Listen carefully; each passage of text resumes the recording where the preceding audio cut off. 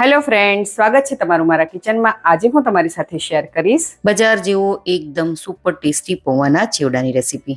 ઘરે આપણે જ્યારે કોઈ પણ ફરસાણ બનાવીએ છીએ ત્યારે ક્યારેક ક્યારેકથી વધારે પડતું ઓઇલી બની જાય છે અથવા તો બજાર જેવો ક્રિસ્પી ટેસ્ટ પણ નથી આવતો.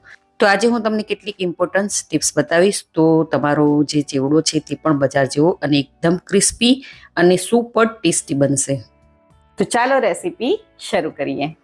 તો સૌથી પહેલા આપણે પૌવાના ચેવડાનો ચટપટો મસાલો બનાવી લઈએ. તો તેના માટે મિક્સર જાર લઈશું અને તેમાં 1 મોટી ચમચી જેટલી હળદર એડ કરીશું.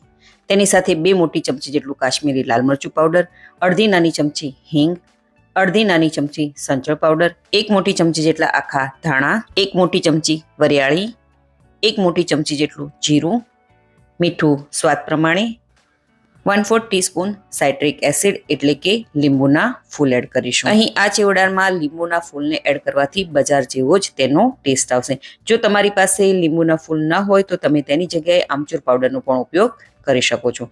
હવે મિક્સર જારનું ઢાંકણ ઢાંકી અને આ બધા જ મસાલાને આપણે પીસી લેવાના છે.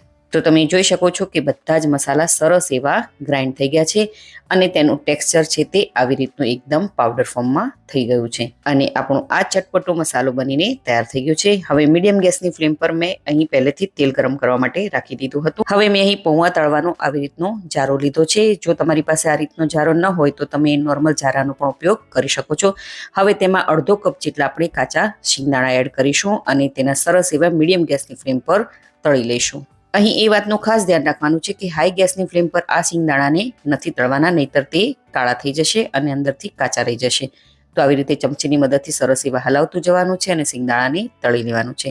તો અહીં જુઓ શિંગદાણા છે તે સરસ એવા તળાઈ ગયા છે. હવે આપણે તેને એક પ્લેટમાં કાઢી લઈએ. હવે ત્યારબાદ તે જ જારાની અંદર અડધો કપ જેટલા આપણે દાળિયા લઈશું અને તેને પણ ચમચીની મદદથી આવી રીતે હલાવતા જઈ અને સરસ એવા થોડો એવો ગોલ્ડન બ્રાઉન કલર આવી જાય ત્યાં સુધી આપણે આ દાળિયાને તળી લેવાના છે. તો તમે જુઓ દાળિયા છે તે સરસ એવા તળાઈ ગયા છે. હવે તેને પણ આપણે પ્લેટમાં કાઢી લઈશું. ત્યારબાદ આપણે તે જ જારાની અંદર 1/3 કપ જેટલા બદામના આવી રીતના મેં ટુકડા કરીને લીધા છે તેને એડ કરી દઈએ અને તેને પણ સરસ એવા તળી લઈએ. અહીં તમે આખી બદામને પણ તળી અને તેનો ઉપયોગ કરી શકો છો.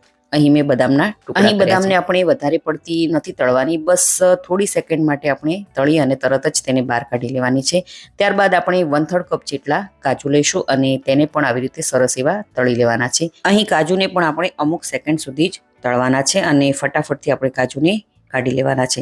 નહીતર કાજુ જ્યારે તળાયા બાદ ઠંડા થશે તો તે વધારે પડતા ડાર્ક કલરના થઈ જશે. તો તમે જોઈ શકો છો કે કાજુ સરસ એવા તળાઈ ગયા છે. હવે તેને પણ પ્લેટમાં કાઢી લઈએ. હવે મેં અહીં 10 થી 12 લીલા મરચાં લીધા છે, તેના ટુકડા કરીને લીધા છે. તેને પણ આપણે સરસ એવા તળી લઈએ. લીલા મરચાં જ્યાં સુધી ક્રિસ્પી ન થાય ત્યાં સુધી આપણે તેને તળી લેવાના છે. મરચાં તળાઈ જાય એટલે તેને પણ આપણે પ્લેટમાં કાઢી લઈએ. હવે સેમ પ્રોસેસથી આપણે અડધો કપ જેટલા અહીંયા મેં લીમડાના પાન લીધા છે. તેને પણ આપણે સરસ એવા ક્રિસ્પી થાય ત્યાં સુધી તેને તળી લેવાના છે. ત્યારબાદ હવે આપણે ગેસને બંધ કરી લઈશું કારણ કે તેલ આપણું સરસ એવું ગરમ જ છે. હવે તેમાં આપણે એડ કરીશું 1/3 કપ જેટલી લાલ દ્રાક્ષ અને તેને સરસ એવી તળી લઈએ.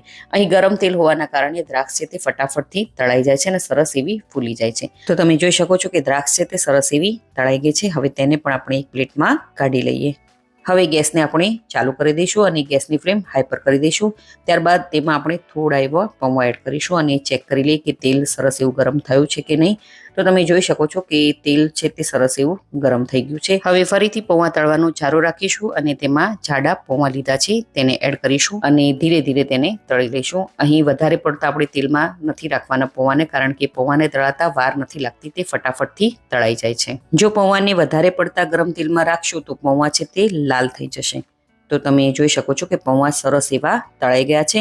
હવે આપણે તેને એક પ્લેટમાં અથવા તો બાઉલમાં કાઢી લઈએ. તો આવી જ રીતે બધા જ પૌવાને આપણે તળીને તૈયાર કરી લેવાના છે. મેં અહીં 500 ગ્રામ જેટલા પૌવા તળીને તૈયાર કર્યા છે. અહીં તમને પૌવા કેટલા ક્રિસ્પી થયા છે તે તમને હું ચેક કરીને બતાવું. તો આવી રીતે પૌવાને હાથમાં લઈ અને પૌવાને ધીરેથી પ્રેસ કરીએ છીએ તો તે સરસ એવા તૂટી જાય છે. દેટ મીન્સ કે પૌવા છે તે સરસ એવા ક્રિસ્પી થયા છે. હવે આપણે નેક્સ્ટ પ્રોસેસમાં જઈએ. હવે મીડિયમ ગેસની ફ્લેમ પર નાનું એવું આપણે પેન રાખીશું અને તેમાં 3 મોટી ચમચી જેટલું તેલ એડ કરીશું અને ગેસની ફ્લેમ આપણે અહીં મીડિયમ પર જ રાખવાની છે.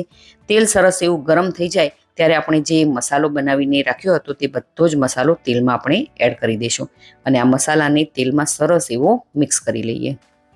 જ્યારે તેલમાં સરસ એવો મસાલો મિક્સ થઈ જાય ત્યારબાદ આ જે મસાલો છે તે બધો જ આપણે પૌવામાં એડ કરી દેવાનો છે અને સૌથી પહેલાં આપણે ચમચીની મદદથી આવી રીતે મસાલાને મિક્સ કરવાનો છે, કારણ કે મસાલો પણ ખૂબ જ ગરમ છે અને પૌવા પણ ખૂબ જ ગરમ છે.